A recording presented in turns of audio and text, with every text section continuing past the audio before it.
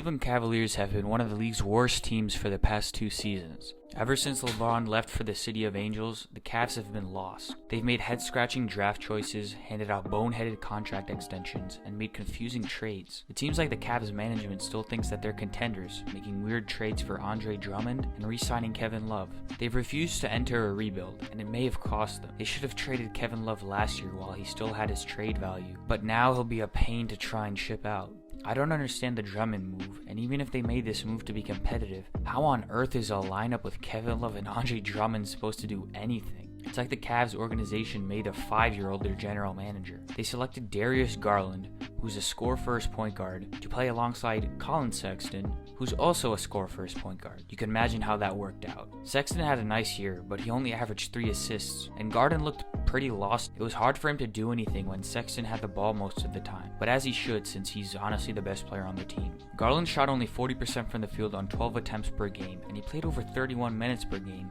so that's a pretty good sample size, and his assist to turnover ratio was 3-2, which isn't really that good. Garland is still young, and I'm sure he will develop into a good player, but he's just not a good fit with Sexton.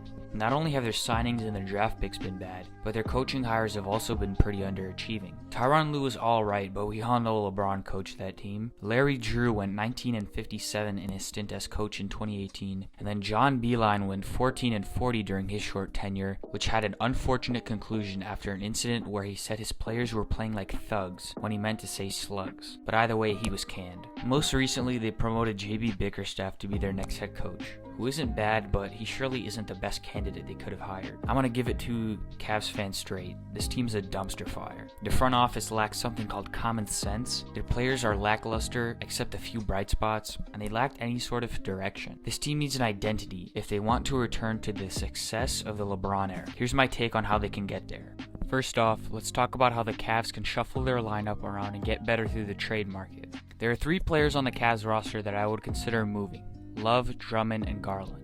I have Love and Drummond together in a 3-team deal, so let's go over that. Love needs to get out of Cleveland and onto a contender so he can spend his last few relatively productive years chasing a second championship ring. He's 32, he has had injury problems, and he's been vocal about his anxiety and mental health issues, so a change of scenery and a little bit of winning could surely ease his mind and allow his body to heal since he won't have to carry every night. Drummond is still young, in the prime of his career, and he's on a massive expiring player option worth over $28 million that he will surely accept. Drummond is one of the best rebounding and rim-running centers in the league. There's just one problem. His archetype and his playstyle are almost completely phased out of the game. He has a non-existent jump shot and can't score past 5 feet away from the hoop. He's only made 15 3-pointers in his entire career. Not many teams need a center of his type, nor do they want the price tag that is attached to him. So what is the potential trade that would see Cleveland get rid of their 2 most unessential pieces? It would be a 3-team deal between the Blazers, Cavs, and Mavs. The Cavs would trade away Drummond to the Mavs and Kevin Love to the Blazers. In return, they get Tim Hardaway Jr., Justin Jackson, a cap hold, a 2nd-round pick, and Nasir Little. I think this trade is a win-win-win. All 3 teams get what they need. The Mavs get that rim-running center to pair with Porzingis, who can help him out with rebounding, as Drummond has led the league in offensive, defensive, and total rebounds from 2015 to 2019. And he can also help defend the paint, as Drummond has been top 20 in blocks every season of his career basically. The Blazers get their star stretch 4 to help them contend for a chip next year. He would fit in nicely to the Blazers lineup because he could help stretch out the floor and allow Dame and CJ to ISO and for Yusuf Nurkic to post up without trouble. The Cavs get Tim Hardaway Jr., who is a nice scoring guard who is also on an expiring deal, but the Cavs could honestly re-sign him because he's a nice piece to have. He averaged 16 points on 40% from 3, so he's very useful. Jackson is a decent young piece that can play behind Kevin Porter Jr. and Cedi Osman, and they also get Nasir Little, who can turn into a nice defensive piece for the future. This trade gives the Cavs the salary relief that they need to begin a true rebuild.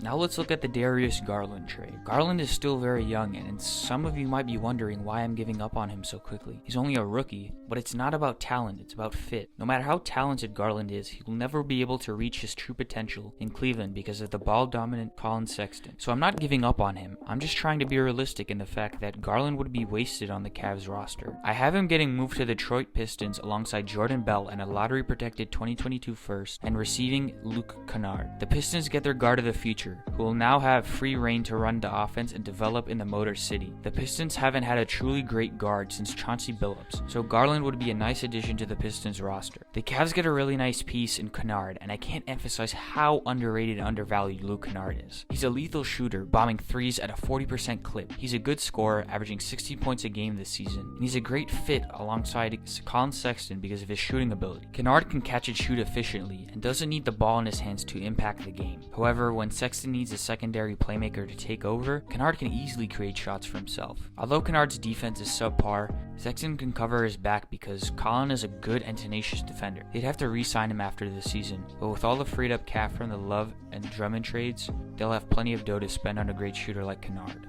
Now that we've gotten past the Cavs' potential trade-wise improvements, let's examine how they can improve through the draft. The draft is a key event for the Cavs every year, more so than most teams. The Cavs are a small market team.